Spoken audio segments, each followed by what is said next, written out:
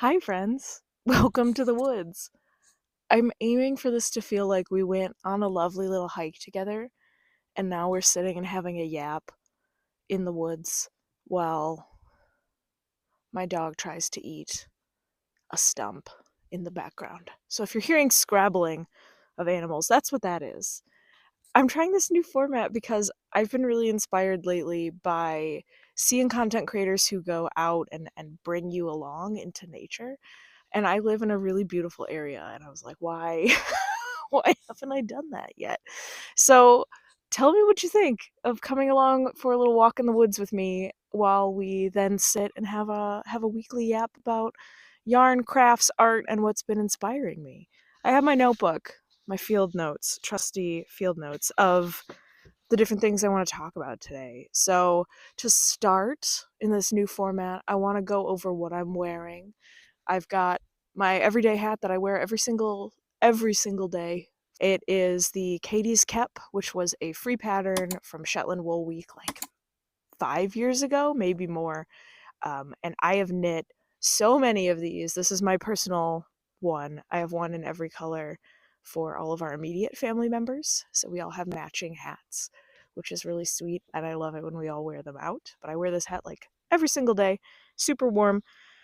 Next up is the Amersfoort Scarf. This is by Salt and Stone Knits. Mika designed this, I believe co-designed it with a friend. There are details in the pattern. This was my favorite knit of last year, which seems what... Sorry, there was a bird. I got distracted. It's a little junco. I love them so much. Anyways, this was my favorite knit of last year because it is, first of all, knit with 100% Clune Forest fiber from a farmer that's semi-local to me in Wisconsin, maybe about an hour and a half away. And I bought this yarn at Wisconsin Sheep and Wool. Yes, why did that sound wrong? Wisconsin Sheep and Wool. I bought it there last September because I wanted to get experience working with this fiber, because that is the breed of sheep that we plan to get. So hopefully by summertime, these lovely nature strolls that end in yapping about yarn will also include strolling through the pasture and saying hey to the sheep. So I wanted to experience working with the fiber, and I really, really loved it. This pattern worked up gorgeous in it, if I do say so myself. It's a very easy, for me at least, to memorize repeat of about 8 rows, I want to say. And it was just like really delicious travel knitting. And I was doing a lot of travel knitting at the end of last year, a lot of traveling. So this was like a really fun project to have on the needles that was like engaging enough, but also not needing to stare at the pattern all the time. And then because yesterday was Valentine's Day, we got the crochet heart sweater on. The front of this is based on the pattern that is free on YouTube by Chenda DIY. It is excellent, easy to follow, great video tutorial. That's not usually the format that I get my patterns in, so it was kind of fun to try that out and experience it. I made this 2 years ago, and I wear it not as much as I should, but this whole week I've been wearing it pretty much nonstop because the Valentine's cuteness is happening. When you have young kids who are in school, the holidays become like very weirdly thematic and important because they do dress up days and things like that at school, and they have like a Valentine's party. So I was very much feeling the spirit, and I have been loving wearing this. It is made out of a bunch of different yarns. Super helpful. I'm sure I have an Instagram post about it where I talk about it in more detail, and I'm pretty sure I also have a YouTube video. If I do, I'll link them in the description. If I don't, there's great details in the tutorial. I didn't have enough yarn to do a heart shape also on the back of the sweater. Like, it wasn't going to math out to have enough to do distinct heart stripes. So I just did random stripes, which you can't see. And then these sleeves are Liberty Wool, which is just a highly variegated single color. This matches that color, la la la. Pinks, purples, browns. What more could you want for a cold, snowy February? What am I currently crafting? Right now, I'm in a weird spot with projects. I am working on the herring hat, which I'll do some video magic here so you can see the situation I'm in, right? It's coming out enormous. So as soon as I saw this pattern, I knew I wanted to cast it on. Great pattern. No problems with the pattern. Problems with myself and not and not wanting to do a gauge swatch cuz it's a hat, right? I knew it was big really basically the time I got done with the ribbing, but I was traveling with it.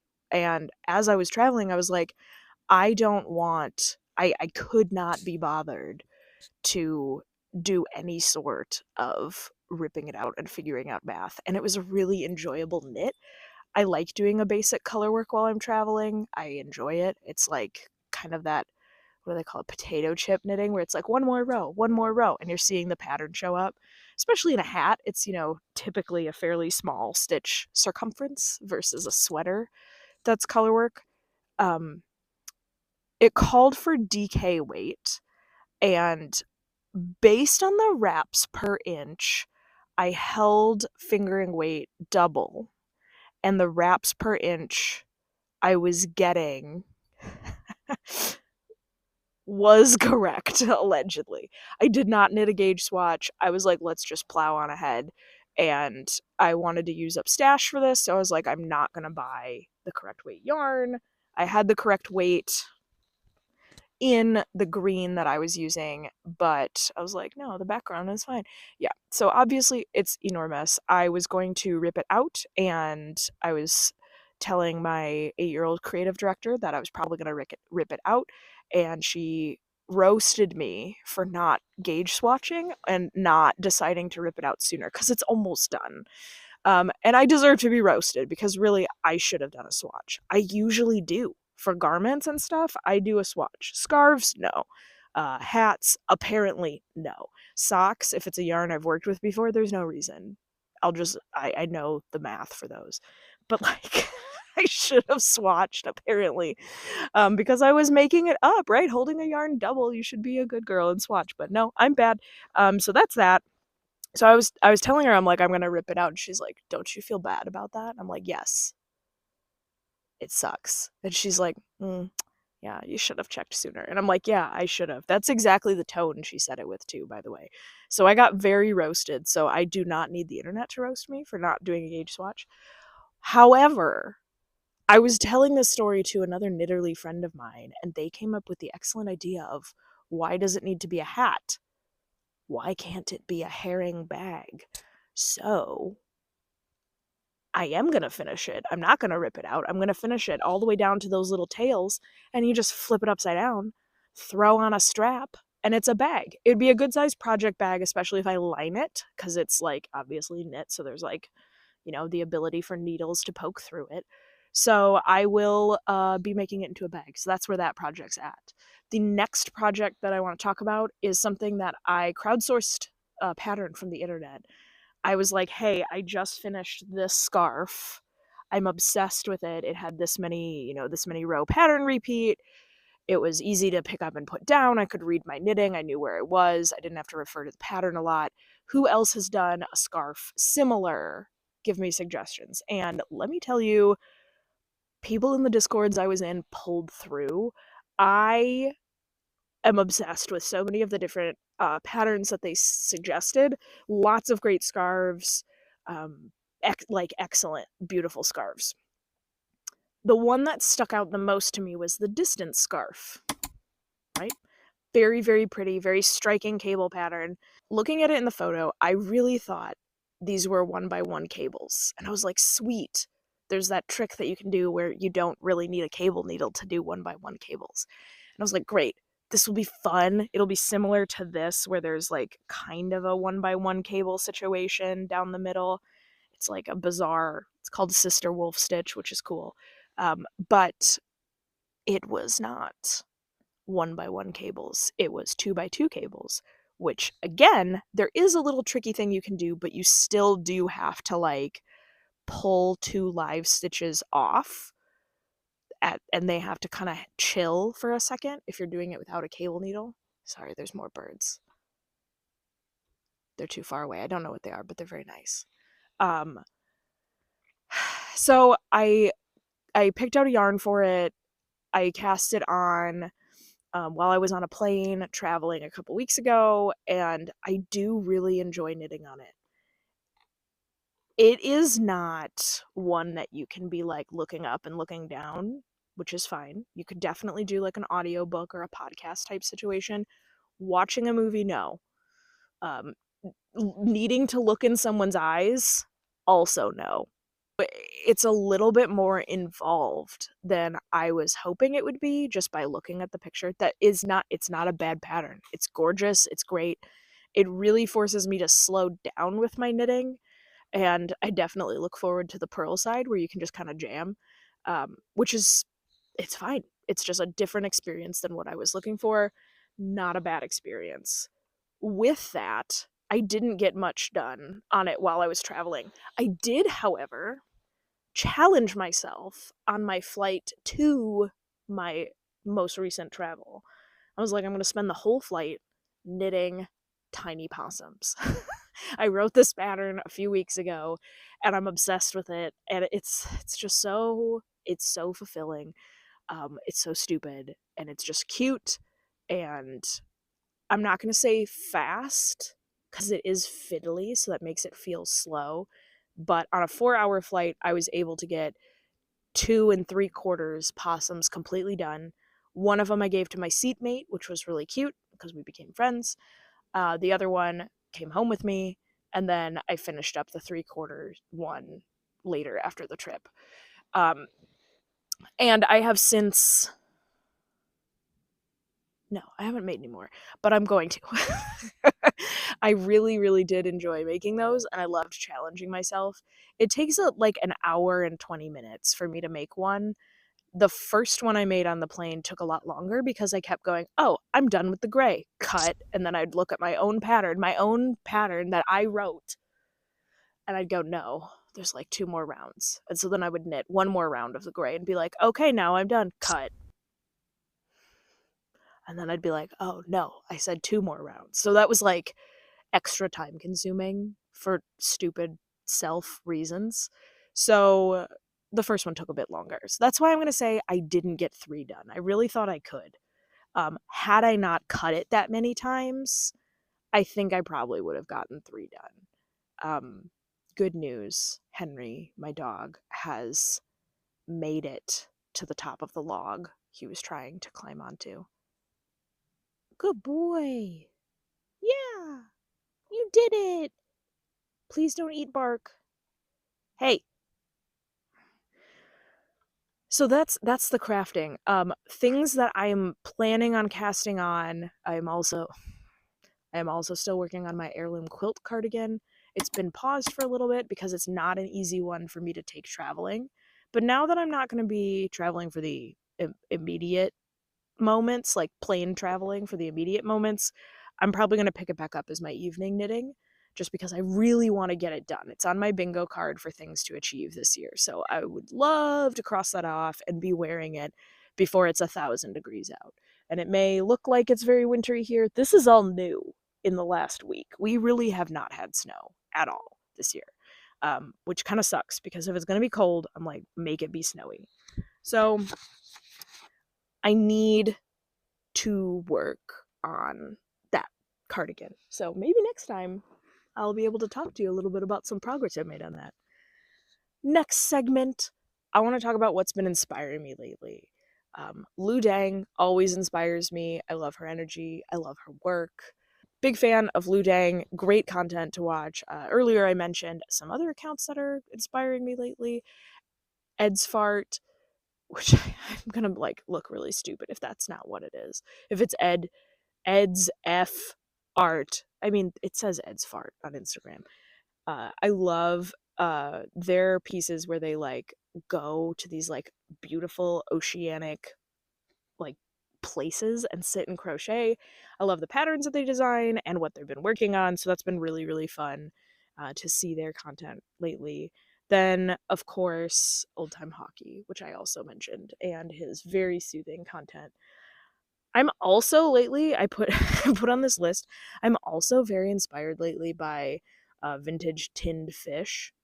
Um, Obviously, the herring is a thing. I hate tinned fish. I hate pickled fish. Not a fish in a can or jar girly. My family is, my husband's family specifically. I am just not. But I appreciate the vibe. If I can find it, I will put a photo here. Once upon a time, we found a vintage can of fish in an old house that we were living in, and I have been thinking about the artwork on that a lot lately, and I've been wanting to look up the photo. So maybe this will be the inspiration to actually like go and do that and look that up. I have also been really excited about and inspired by the pterodactyl pattern that just came out on Nitrino, which is an app that's really, really fun, interactive patterns. Not sponsored unless they want to. Not sponsored by Nitrino at all. I really love using their app for patterns. I actually got it specifically because they have exclusive patterns from Mochi Mochi Land, who I'm another big, huge, raging yarn fangirl of, another Midwest based artist, which I love.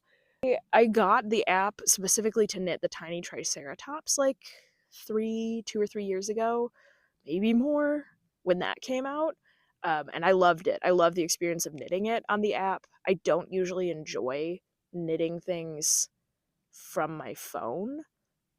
But the way the Neutrino app works is really nice and intuitive, and it makes it easy to set stuff down and pick stuff back up. So I was hyped when I saw that the tiny pterodactyl pattern was like a new release from Mochi Mochi Land. So I purchased that this morning, and I may be knitting that tonight. I have also been inspired by using what I have. Now, last year I did a really big push to bust some stash, and I'm really proud of the things that I made and created using yarns and supplies from my stash. I have a lot of stuff, but that constraint of using what I already have has been really, really inspiring to me. I've been dreaming up some other projects I want to work on, and knowing that I have to work with the things that I have makes them like even more fun to think about and design.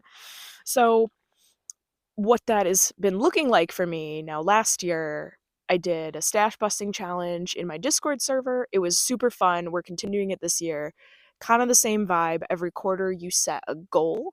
It can be anything. It can be, I want to use 5 skeins. I want to work on these whips. Whatever it is, but it has to involve your current stash, right? Using what you have. You also set a limit on like how much stash you're going to intake. And that again can look like anything. Every quarter you also set an exemption. And guys, these rules are chill. Like we're not coming for you.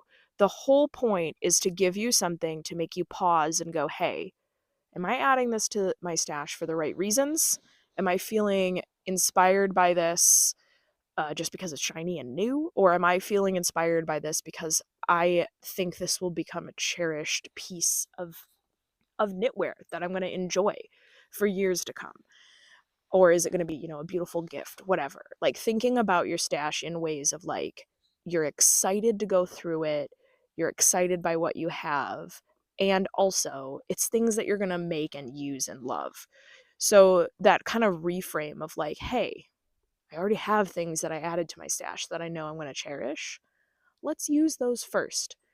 So for myself, I am at max capacity. We live in a very small house, and currently I have a teeny tiny little closet of a studio slash office that we've been working on renovating. So I haven't had a lot of ability to like get in and dig into my stash. I did spend a little bit of time getting my Ravelry stash all updated, which always feels good. Hey, stop eating the log. Oh my God. We're going to have to finish this up. He thinks he's a beaver. You're going to get sick. Oh my God. but like using what you love and using what you have. So we're at max capacity. Me, are at max capacity in my house for how much supplies, fabric, and yarn it can contain comfortably without doing bins in the basement or taking over other storage solutions for other items, which I don't want to do. I want to be able to easily access my stash and have it all in my little studio space because that feels good and right to me. So I am spending at least quarter one not purchasing anything, like on a hard moratorium of buying yarn. I am not buying any yarn. I am also really shying away from buying fabric. I have bought a side of leather, so there is that.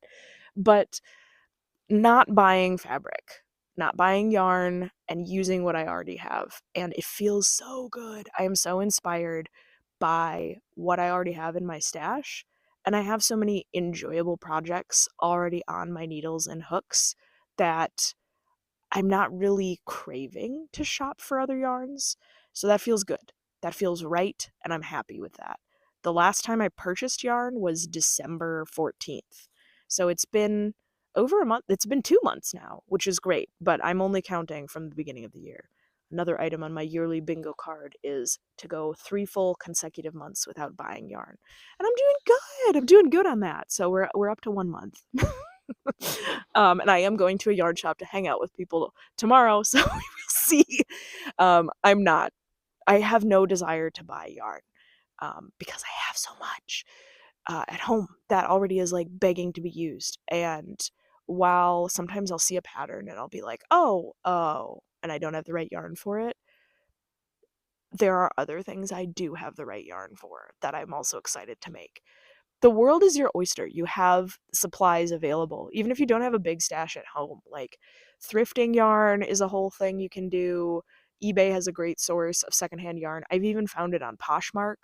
And then there's places like Sew by Sew and Swanson's Fabrics and other secondhand notion and fabric supply and craft supply places. Also, look up creative reuse spaces. I know that this is like from a place of time privilege and access to those privilege, but those can be really, really great tools to explore if you're thinking, like, I would rather buy things that aren't newly manufactured, or I want to use what already exists in the world, which are great things to do. Baby steps. Don't beat yourself up about it. Small changes change the world. Yay! Motivation time. Well, my hand is kind of cold, and I need to get the beaver dog away from that log. So I'm going to wrap up here. And in this new format, one of the things that I was thinking about that I really want to do is to leave you with a question that you can discuss in the comments or come join the Discord. It's free, and discuss. Or if you're viewing this on Patreon, in the post, chat in the comments there. But let's talk about it. So I want to know, question for you, how often do you go through your own stash? And what does that process look like for you? So for me, I try to go through my stash at least quarterly. All of last year I did that pretty regularly, and I made sure my Ravelry stash was updated too, because it helped me to be able to go and look up yardages and compare it for patterns. I know that that's not everybody's jam. I like it. So what does it look like for you? How often do you go through your stash? And what do you do when you go through your stash? Do you just lay it all out and dive into it? Do you stack it on the table? I stack it on a table, and also lay it all out on the floor, and then it's a huge mess, and I just revel in the woolly glory. But I can't wait to hear how often you go through your stash and what that looks like for you, how you track your stash, anything you want to talk about, stash management, loving what you have, and how you keep track of the things that you already have. I can't wait to have this chat with you. Thanks for coming along on this hike. I want to go inside now and drink some tea. Stay crafty. Hey, what are you doing? Come on. Are you stuck now? You did it!